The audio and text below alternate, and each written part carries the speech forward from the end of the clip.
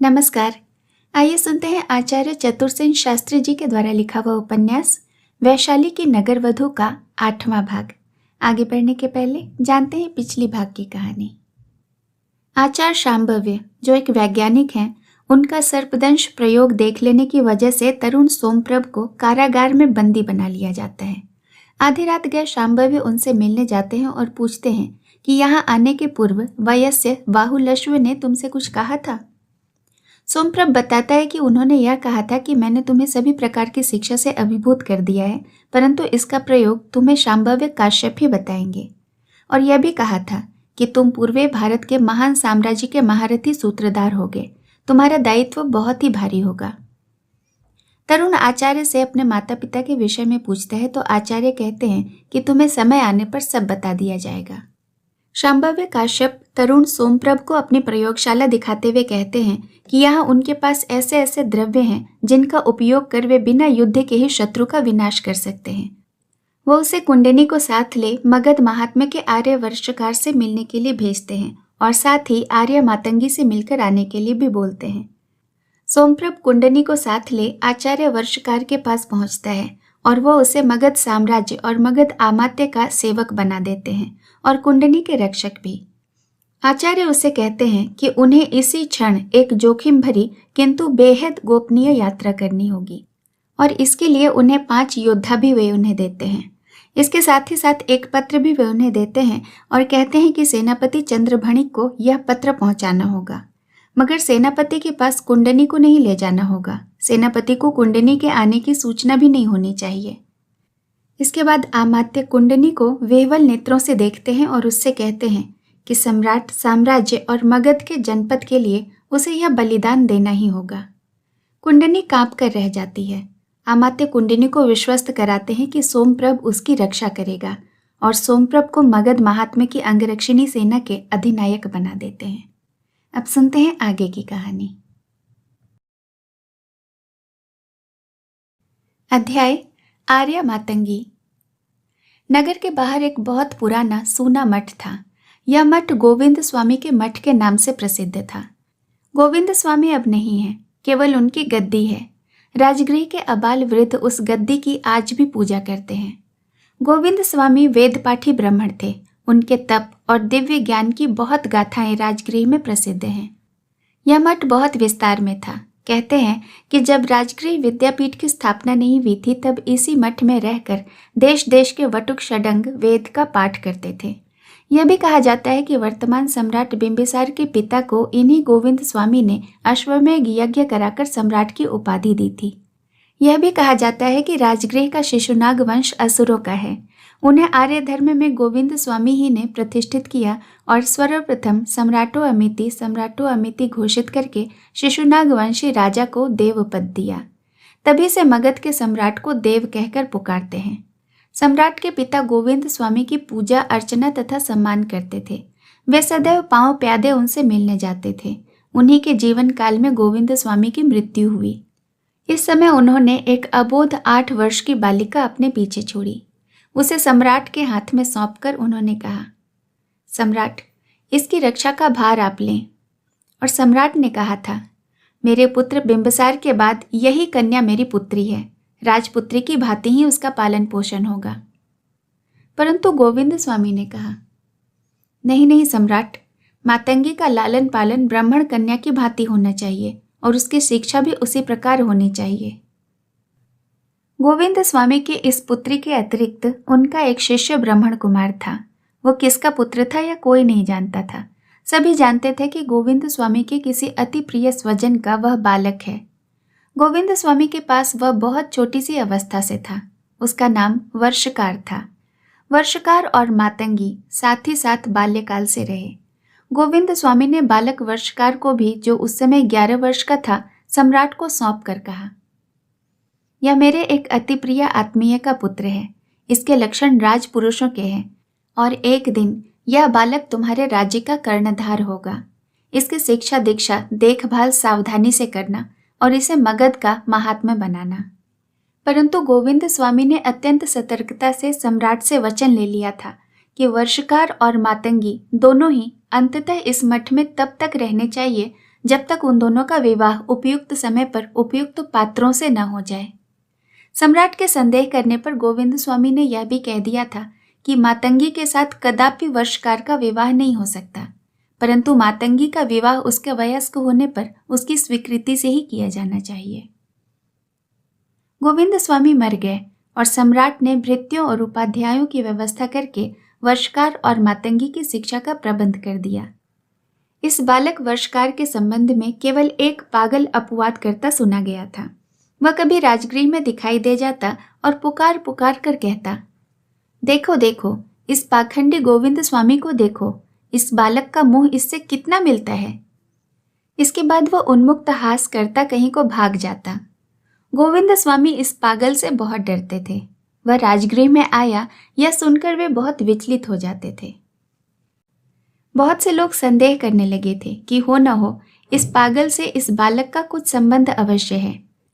एक बार तो यह अपवाद इस प्रकार स्पष्ट हो गया कि इसी पागल की परिणीता पत्नी से गोविंद स्वामी ने जार करके यह पुत्र उत्पन्न किया है। इस पर क्रुद्ध होकर उसने पत्नी को मार डाला है और स्वयं भी पागल हो गया है। जो भी हो, यह सत्य कोई नहीं जानता था।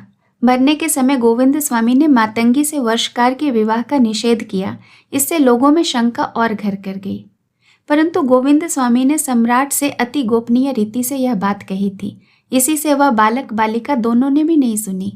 वही 8 वर्ष की बालिका मातंगी और 11 वर्ष का बालक वर्षकार बाल लीला समाप्त कर किशोर हुए और यौवन के प्रांगण में आ पहुंचे। युवक वर्षकार की तीक्ष्ण बुद्धि, प्रबल धारणा और बलिष्ठ देह, शस्त्र शास्त्र में उसकी एकनिष्ठ सत्ता देखकर सभी उसका आदर करते थे। सम्राट उसे पुत्रवत समझते और राजवर्गीय लोग उसकी अभ्यर्थना करते। युवराज बिंबिसार उसके अंतरंग मित्र हो गए थे। दोनों बहुधा अश्व पर आखेट के लिए जाते तथा भांति भांति की क्रीड़ा करते। परंतु उधर भीतर ही भीतर अनंत रंग जमा रहा था। देवी मातंगी का यौवन विकास पा रहा था और दोनों बाल सखा परस्पर दूसरे ही भाव से एक दूसरे के प्रति आकर्षित हो रहे थे। यह देखकर सम्राट की चिंता बढ़ गई, परंतु उन्होंने युवक और युवती से कुछ भी कहना ठीक नहीं समझा। केवल वर्षकार को राजकाज सिखाने के बहाने मठ से हटाकर राजमहालय में बुला लिया गया। वर्षकार महालय में रहने लगे, परंतु इससे दोनों ही प्राणी वियोग विदग्ध रहने लगे। देवी मातंगी का रूप यौवन असाधारण था। निराभरणा तापसी के वेश में उसका शरीर तप्त कंचन की भांति दमकता था। युवक बिंबिसार भी उस पर मन ही मन विमोहित हो उठे। मठ में अधिक आने जाने लगे, परंतु शीघ्र ही वर्षकार ने ये आंखें ताड़ ली और एक बार उन्होंने खड़ग नंगा करके कहा, वैसे युवराज, मगध का संपूर्ण साम्राज्य तुम्हारा है, केवल मातंगी मेरी है। इस पर दृष्टि मत देना, नहीं तो मेरे तुम्हारे बीच यह खड़ग है। बिंबिसार ने हंसकर और मित्र का हाथ पकड़कर कहा था, नहीं मित्र, मातंगी तुम्हारी ही रहे, चिंता न करो। पीछे जब वर्षकार को सम्राट ने राजमहालय में बुलाकर रखा तो युवराज को मातंगी के एकांत सहचर्य का अधिक अवसर मिल गया। उनके ही अनुग्रह से वर्षकार भी अत्यंत गुप्त भाव से मातंगी से मिलते रहते थे। अकस्मात मातंगी ने देखा कि वह गर्भवती है। वह अत्यंत भयभीत हो गई, परंतु गर्भ युवराज और वर्षकार दोनों में से किसके औरत से था, मातंगी ने यह भेद दोनों पर प्रकट नहीं किया। वर्षकार और युवराज दोनों ने मिलकर इस अवस्था को सम्राट से छिपा लिया और जब शिशु का जन्म हुआ तो वर्षकार ने उसे हट करके दासी द्वारा कूड़े के ढेर पर फेंक आने को कहा। उसे संदेह था कि यह पुत्र उसका नहीं है। मातंगी ने बहुत निषेध किया, रोई पीटी, पर वर्षकार ने एक न सुनी। दासी एक सूप में नवजात शिशु को लेकर कूड़े पर फेंक आई। दैवयोग से उधर से ही राजगृह के महावैज्ञानिक सिद्ध शांभव्य काश्यप जा रहे थे। घूरे पर लाल वस्त्र में लपेटी कोई वस्तु पड़ी देखकर और उस पर कौवों को मंडराता देखकर उनके मन में यह जानने की जिज्ञासा हुई कि यह क्या है। निकट जाकर देखा कि एक सद्यजात शिशु मुंह में अंगूठा डालकर चूस रहा है। निकट ही स्वर्ण दंभ से भरी एक चमड़े की थैली पड़ी थी। आचार्य ने शिशु को उठा लिया और उत्तरीय से ढांप कर अपने मठ में ले आए और लालन पालन करने लगे। उन्हें शीघ्र यह भी पता लग गया कि वह आर्य मातंगी का पुत्र है। उन्होंने उन पर और युवराज पर यह बात प्रकट भी कर दी। युवराज भयभीत हुए, परंतु आचार्य ने आश्वासन दिया कि चिंता न करो, वे यह भेद न खोलेंगे, बालक कभी अनिष्ट नहीं होगा। युवराज बिंबिसार ने आचार्य को बहुत सारा स्वर्ण देकर संतुष्ट कर दिया, परंतु वर्षकार के इस ईर्ष्यापूर्ण क्रूर कृत्य से मातंगी का हृदय फट गया। उसकी कोमल भावनाओं पर बड़ा आघात हुआ और वह एकांत में उदासीन भाव से रहने लगी। युवराज भी वर्षकार से भयभीत रहने लगे, क्योंकि उसे युवराज पर अब पूरा संदेह था। इसी बीच सम्राट की मृत्यु हो गई। मरने के समय उन्होंने युवराज बिंबिसार और वर्षकार को मृत्युशैया के निकट बुलाकर दो बातें कही।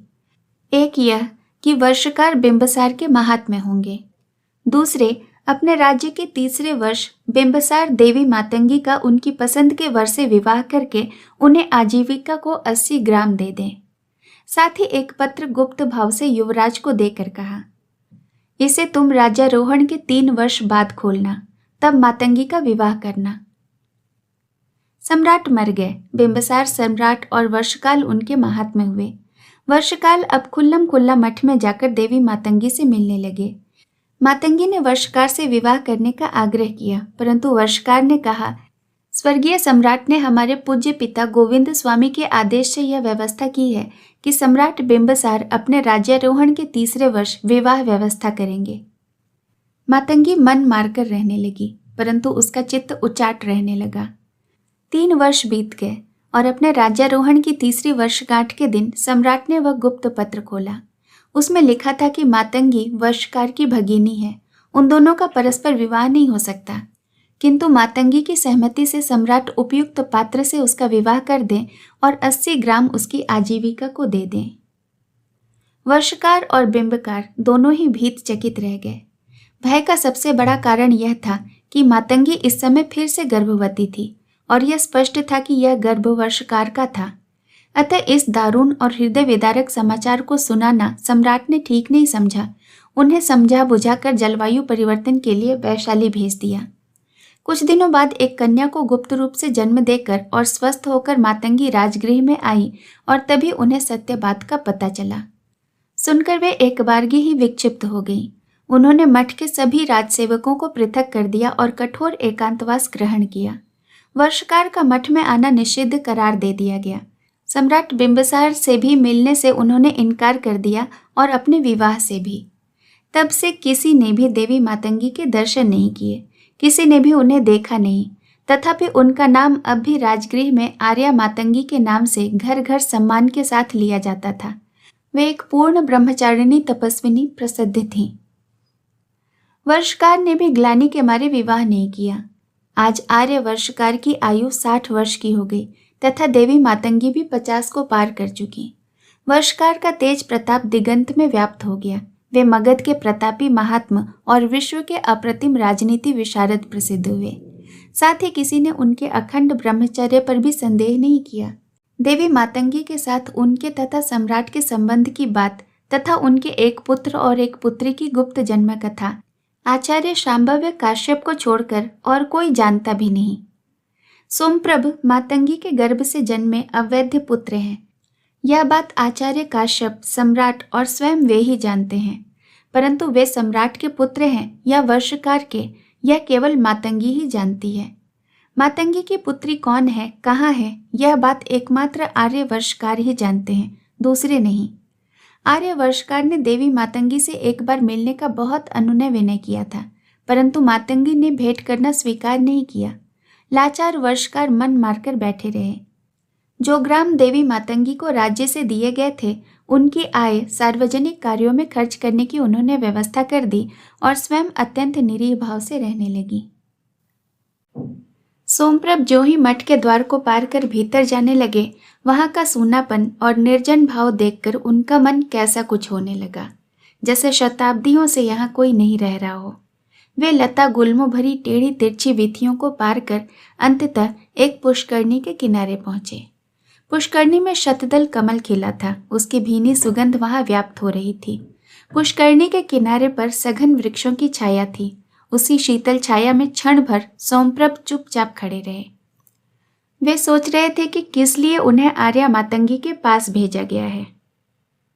एकाएक पीछे से पद शब्द सुनकर वे चमक उठे। उन्होंने देखा एक वृद्धा स्त्री जल का घड़ा लिए आ रही है। उसने युवक को देखकर आश्चर्यचकित होकर कहा, तुम कौन हो? यहाँ कैसे चले आए? क्या तुम नहीं जानते आर्या मातंगी की आज्ञा के बिना यहाँ किसी भी मनुष्य का आना निषिद्ध है?